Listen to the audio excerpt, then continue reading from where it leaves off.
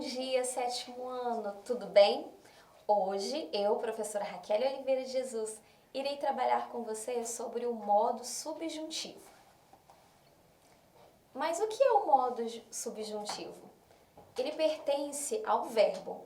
E os verbos são fundamentais na língua portuguesa para expressar determinadas noções, como a ação das pessoas e seus estados emocionais, e para narrar circunstâncias ou processos. Nós costumamos dizer que os verbos possuem três características, para indicar ação, estado, ou chamado também como verbo de ligação, ou ainda fenômeno da natureza. Um exemplo básico: ação amar, estado estar e fenômeno da natureza chover. A gente tem que prestar atenção no contexto em que esse verbo está inserido. Por exemplo, no primeiro exemplo, Ana anda lentamente. Anda é o verbo que está indicando uma ação. No segundo exemplo, Ana anda preocupada. Esse anda não está querendo indicar uma ação de se movimentar, e sim que ela está preocupada. Neste exemplo, esse anda significa o verbo de estado. E no terceiro exemplo, não para de chover, indicando a ação da natureza. Observe a quadrinha. Juraste, jurei, juramos. Juramos, jurei, juraste. Quebraste, quebrei, quebramos. Quebramos, quebrei, quebraste. Quantos verbos nós temos aqui? Muito bem, nós temos dois verbos conjugados de maneiras diferentes. Observem que estas palavras têm duas cores.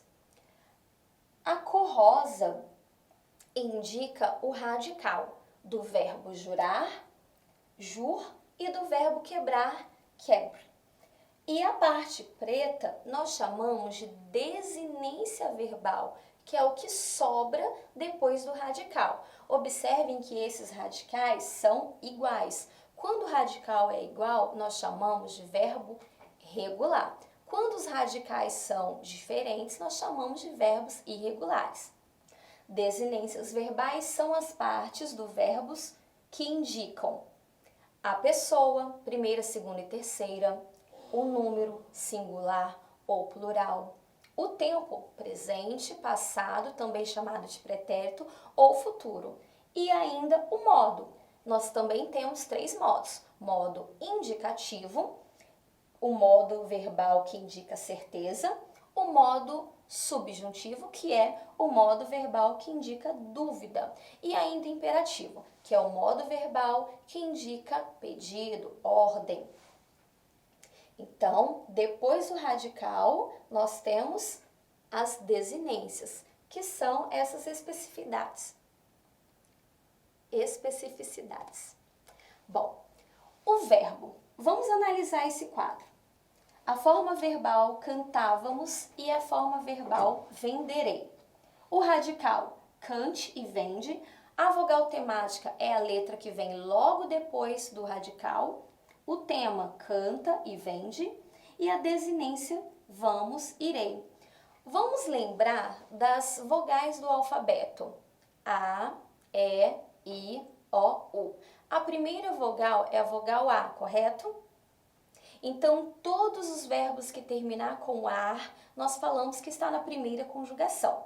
Todos os verbos que terminam com er, nós falamos que está na segunda conjugação. E todos os verbos que terminam com i, porque depois do a vem o e, depois do e vem o i, na terceira conjugação, nós temos os verbos terminados em i. Observem aqui no meu quadro, eu falei que o or também faz parte da segunda conjugação. Por que que isso acontece? Porque algumas palavras sofreram modificação na sua estrutura. O verbo por exemplo, era o verbo poer. Caiu, o e ficou o por. Então, por causa desses verbos, houve a mudança de os verbos que terminam com e or fazem parte da segunda conjugação. Por que que eu preciso saber disso? porque eu não preciso decorar a terminação de todos os verbos. Não preciso. Eu só preciso entender como que acontece. Eu tenho aqui os verbos amar, que faz parte da primeira conjugação, o verbo fazer da segunda conjugação e o verbo pedir da terceira conjugação. Se eu alterar o radical, a terminação é a mesma. Observem, o verbo amar, eu amo. Se fosse estudar, eu estudo. Se fosse falar, eu falo. O verbo fazer, eu faço. O verbo pedir, eu peço. Eu não vou precisar conjugar aqui com vocês, porque eu vou mandar esse material e você em casa vai poder conjugá-los no seu tempo da melhor maneira possível, quantas vezes forem necessários. Lembrando que nós estamos fazendo uma revisão dos verbos e das partes dele. Agora sim, iremos falar sobre o modo subjuntivo. Eu falei com vocês que o modo subjuntivo é algo que indica dúvida. Ele é caracterizado por uma incerteza, uma probabilidade ou um desejo em relação ao fato verbal. Subjuntivo, esse sub, é porque ele subjunta a uma outra parte, ou seja, na forma verbal subjuntivo, eu tenho a oração principal e a oração subordinada à principal. Eu tenho aqui 3 exemplos, uma frase no presente, uma frase no pretérito, que é o passado, e uma frase no futuro. Espero que eu cante.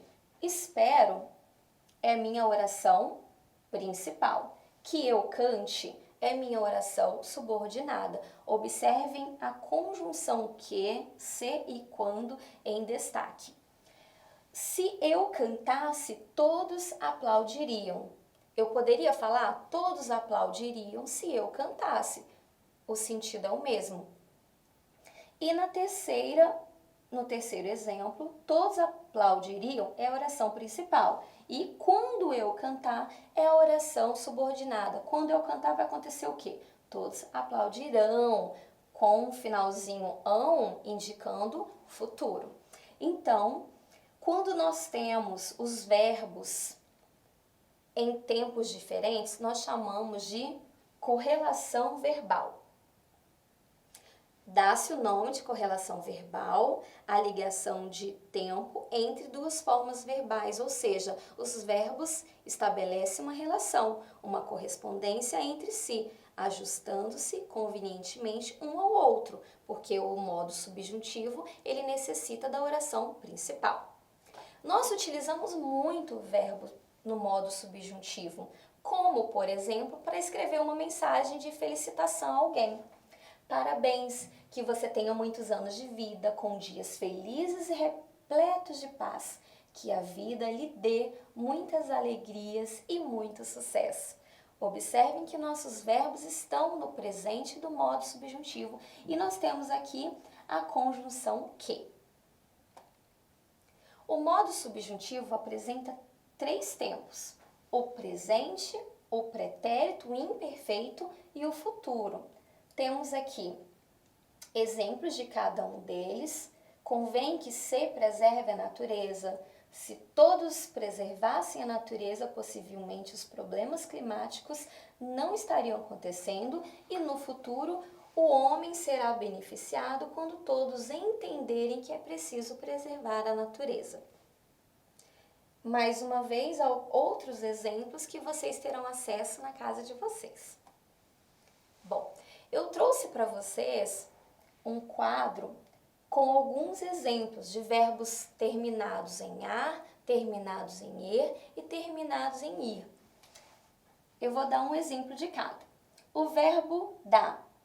Que eu dê, que tu dês, que ele dê, que nós demos, que vós deis, que eles deem. O verbo terminado em er na segunda conjugação, o verbo dizer. Que eu diga, que tu digas, que ele diga, que nós digamos, que vós digais, que eles digam. E o verbo, na terceira conjugação, vamos utilizar como exemplo o verbo ir. Que eu vá, que tu vás, que ele vá, que nós vamos, que vós vades, que eles vão. Quando nós utilizaremos o modo no pretérito? se isso acontecesse, né? Utilizamos da mesma maneira a conjunção, o pronome e o verbo. Se eu dissesse, se tu dissesse, se ele dissesse, se nós disséssemos, se vós dissesse, se eles dissessem. Entre outros verbos que nós temos aqui como exemplo. E o modo subjuntivo no futuro. Nós utilizaremos o quando. Quando eu der, quando tu deres, quando ele der, quando nós dermos, quando vós derdes e quando eles deres. Muito provavelmente, alguns de vocês devem estar se perguntando: temos aqui um verbo, então, no modo nominal no infinitivo? Não. Qual é a diferença? Quando os verbos estiverem acompanhados dessas conjunções, nós estamos nos referindo ao futuro do modo indicativo. Então, quando eu der, ok? Temos aqui mais uma tirinha de um pai e um filho. O filho pergunta: nossa, pai, quantas árvores? Até onde elas vão? E o pai responde: além, muito além do que nossos olhos podem enxergar. Tempo depois: nossa, pai, os homens cortaram as árvores. Quando eles vão parar? Talvez demore, filho. Isso só vai acontecer se primeiro eles entenderem que é importante preservar a natureza. Então, nós temos aqui outro exemplo de frases no modo subjuntivo. Temos também exemplos de verbos auxiliares utilizados no modo subjuntivo. No presente, no pretérito imperfeito e no futuro do modo subjuntivo. Pessoal, essa foi a videoaula de hoje. Não deixem de treinar em casa. Eu vou enviar material para vocês pelo portal. Tem esse material disponível para vocês também. E estudem. Quando retornarmos à escola, nós estaremos juntos e eu tirarei todas as dúvidas aqui e também estou disponível pelo e-mail. E um recadinho: ame-se, queira-se bem. Desejo simplesmente que você seja feliz sempre. Grande abraço!